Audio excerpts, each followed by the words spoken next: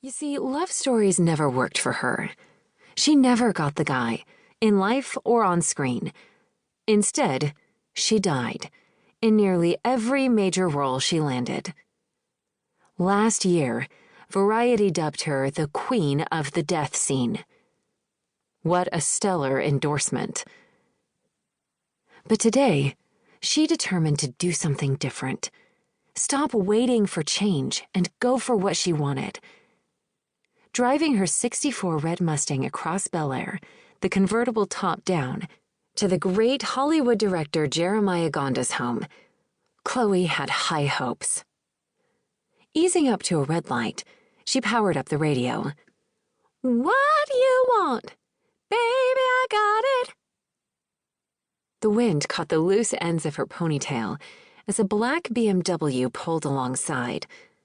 The driver, with his cut and chiseled profile, stared ahead, then glanced toward her with a flirting, cap-toothed smile. When their eyes met, his grin faded and he faced forward. Chloe snarled and boosted the music.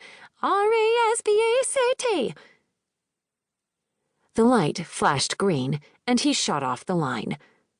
Poser. Like she'd want that fake-toothed pretty boy. Please. She'd eaten them for lunch when she was a teenager. Not really, but that sounded good, didn't it? No.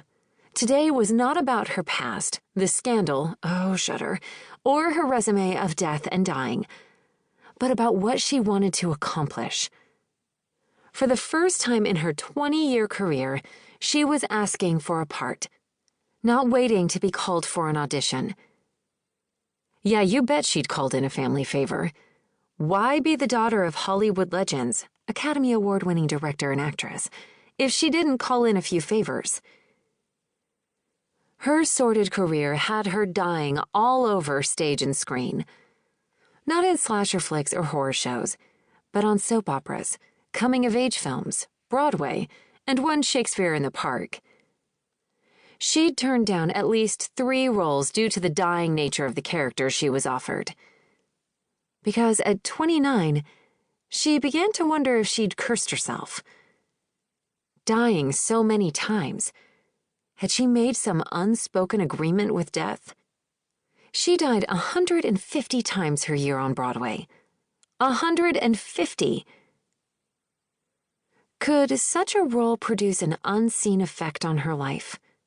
On her soul?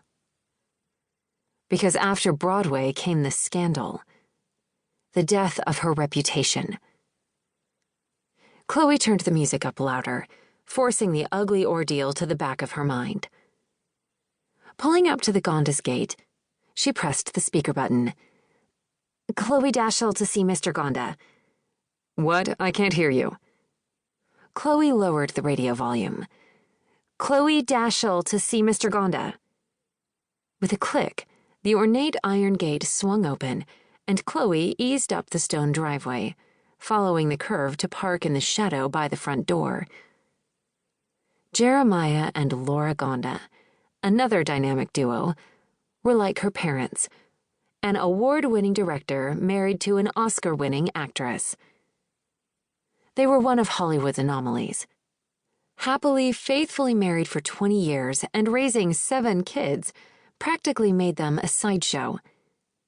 Chloe's parents, also happily together for 35 years, had never married.